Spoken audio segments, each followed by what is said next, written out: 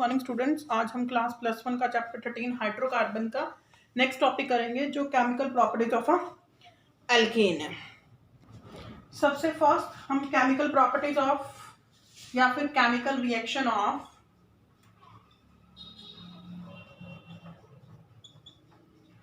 Alkene की बात करें तो alkane number of chemical reaction show करता है, और जब एल्केन केमिकल रिएक्शन शो करता है तो एल्केन को हम कैसे लेते हैं? As a reactant. तो सबसे फर्स्ट केमिकल रिएक्शन एल्केन की जो है वो क्या है, वो कौन सी रिएक्शन शो करता है?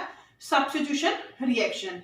As you know the meaning of substitution reaction, क्या होती है सब्स्टिट्यूशन रिएक्शन? जिसको हम रिप्लेसमेंट भी बोल सकते हैं कि एक ग्रुप को हम रिप्लेस कर देते हैं विद अदर ग्रुप। और सब्स्टिट्यूशन में ये कौन सी रिएक्शन शो करता है?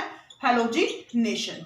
Halogenation means, as I told earlier, means the addition of halogen. Halogen को जनरल रिप्रेजेंट करते हैं X2 से।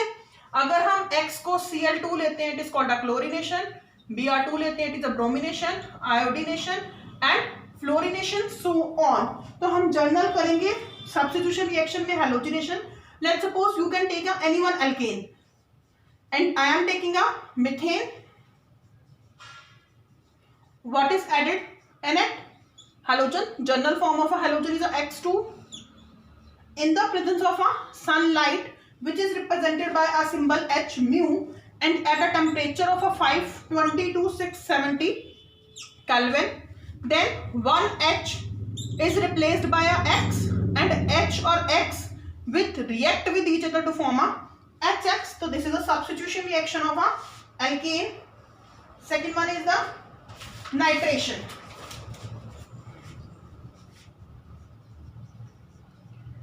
What is the meaning of a nitration? Nitration means addition of NO2 group. और NO2 group कहाँ से मिलता है हमें? From the nitric acid. Means HNO3 हमें क्या सप्लाई करता है? NO2 group ऐड करता है। तो this is a reagent. Second reagent, first reagent हमें पता है। लेट्स सपोज अब मैं यहां पर इथेन ले रही हूँ, CH3, this is a ethane. हम इसमें क्या ऐड करेंगे? Nitric acid. नाइट्रिक एसिड किस लिए ऐड कर रहे हैं? क्योंकि हमने नाइट्रेशन करनी है, और जो NO2 ग्रुप है वो हमें कहां से मिलता है? From HNO3 at 673 kelvin. तो एक ये भी सब्स्टिट्यूशन रिएक्शन है। CH3 ऐसे रहा, यहां से एक H को रिप्लेस कर दिया विद NO2 ग्रुप। देखो NO3 है बेटा, NO2 एक ऑक्सीजन, एक हाइड्रोजन यहां से और एक हाइड्रोजन यहां से, वो वाटर मिलके बाहर निकल जाते हैं। तो क्या बन जाता है? अगर मैं इसका नेम बोलूं nitro, nitro is the prefix, और ethane for 2 carbon having a single bond, तो जिसमें नाइट्रो इथेन बन जाता है। और यहां पर आपके पास क्या बना था? हेलोमीथेन। क्लियर है?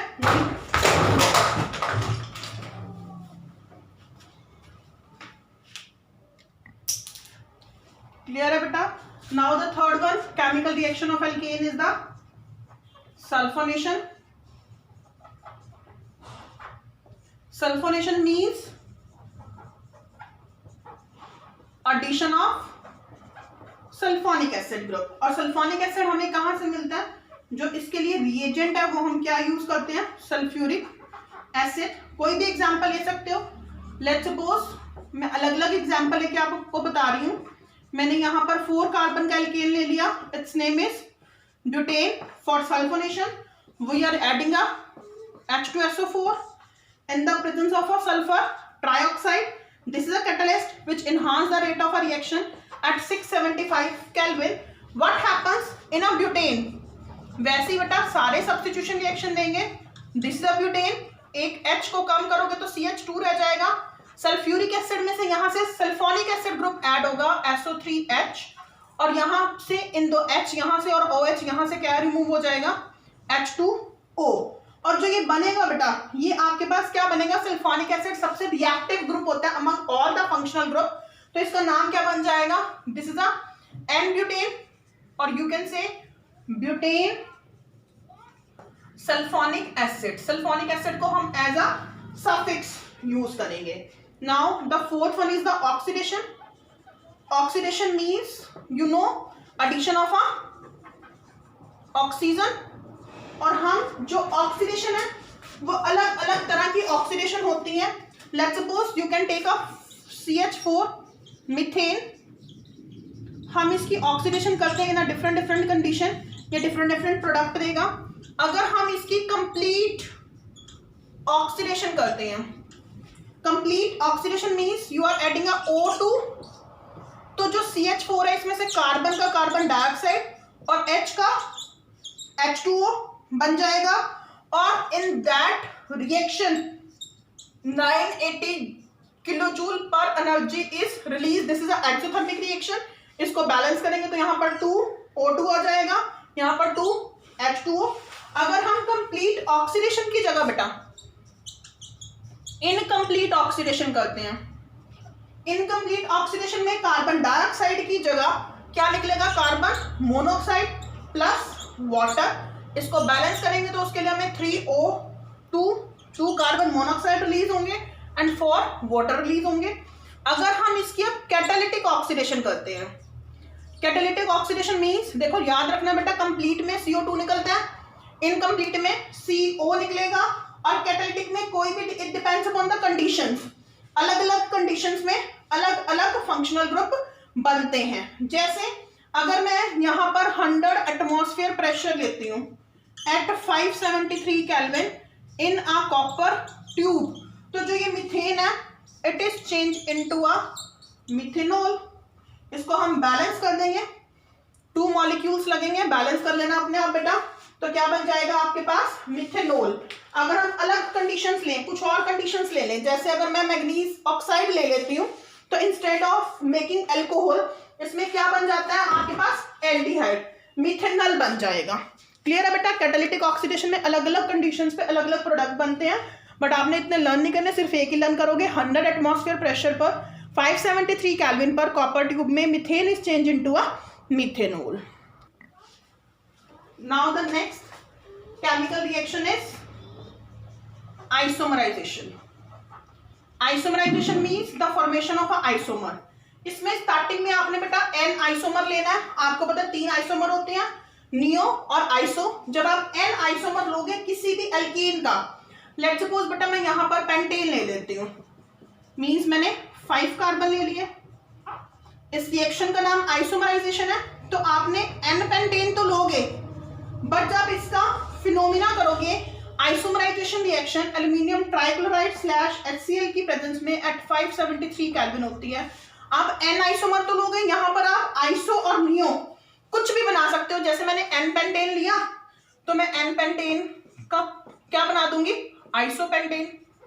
वैलेंसी कंप्लीट कर देंगे, this is a isopentane and the formation of another isomer from the one isomer is called a isomerization reaction. Clear है बेटा। Next one is the aromatization.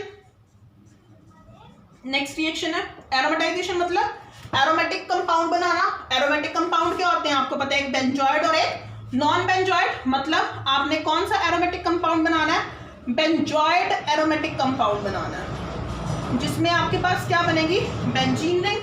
और बेंजीन रिंग आपको पता है कितने कार्बन की होती है बेटा, 6 कार्बन की। तो इसमें जो रिएक्टेंट होगा वो आपने 6 कार्बन से ज्यादा लेना है। जैसे लेट्स सपोज मैंने 6 कार्बन ले लिए, इनकी वैलेंसी कंप्लीट कर दो। जब हम 6 कार्बन लेंगे in a straight chain it is a N hexane. अब इसकी पहले आप क्या करोगे, साइक्लाइजेशन। साइक्लाइजेशन मतलब 6 के 6 कार्बन को आप एक रिंग में चेंज कर दोगे। और 6 कार्बन की कौन सी शेप होती है बेटा, हेक्सागन रिंग। तो जब आप इसकी एक हेक्सागन रिंग बनाओगे विद 6 कार्बन, वो ऐसे बनेगी और it's name is a cyclohexane. Clear है। बट आपको पता है ये बेंजीन रिंग नहीं है, बेंजीन जैसी शेप बन गई है। और बेंजीन रिंग कब बनेगी, जब आप इसमें से क्या रिमूव कर दोगे, H2। कितने H रिमूव करने पड़ेंगे, 3। और इस रिएक्शन को क्या नाम देंगे, डीहाइड्रोजिनेशन। डीहाइड्रोजिनेशन मतलब रिमूवल ऑफ हाइड्रोजन। तो आप इन 6 के 6 कार्बन में से हर एक जगह से बेटा H रिमूव करोगे, तो यहाँ पर हर एक के साथ H रह जाएगा और डबल सिंगल और डबल बॉन्ड आ जाएंगे, जिसको हम क्या बोलते हैं, बेंजीन। और जब आप इसकी साइक्लाइजेशन करोगे तो साइक्लाइजेशन किसकी प्रेजेंस में होगी, aluminium trioxide at 773 kelvin. Clear है बेटा? अगर आप 6 कार्बन से ज्यादा ले लेते हो, अगर आप 7 कार्बन ले लेते हो, लेट्स सपोज आप 7 कार्बन ले लेते हो,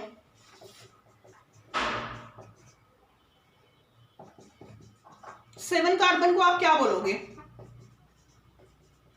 heptane structure, this is the n heptane.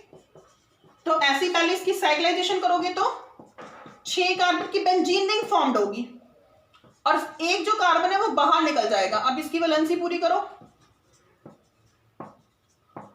और इसके बाद यहां से H2 रिमूव करोगे तो फिर बेंजीन का स्ट्रक्चर आएगा बेटा, और ऊपर CH3 लग जाएगा। जब बेंजीन के ऊपर CH3 लगता है तो it is called a toluene. Clear है? अब इसकी लास्ट केमिकल रिएक्शन है pyrolysis. Last reaction is pyrolysis. Pyrolysis में बेटा 2 वर्ड है, पायरो, पायरो मतलब हीट और लिसिस मतलब ब्रेक डाउन। इसमें एल्केन ब्रेक डाउन होगा। लेट्स सपोज जैसे मैंने 6 कार्बन लिए हैं और 6 कार्बन के साथ 14H आते हैं, it is called a hexane. जब हम इसकी पायरोलिसिस करेंगे तो वो 773 केल्विन पे करेंगे। पायरोलिसिस मतलब आपने हेक्सेन में जो 6 कार्बन है उन 6 कार्बन को अलग अलग कार्बन में तोड़ना है। जैसे आप 4 कार्बन एक साइड लिख दो, 2 एक साइड लिख दो, 3 एक साइड लिख दो, फिर 2 लिख दो, फिर 1 लिख दो, सबकी वैलेंसी कंप्लीट करो। जब वैलेंसी कंप्लीट करोगे तो वहां पे 14H ही आने चाहिए।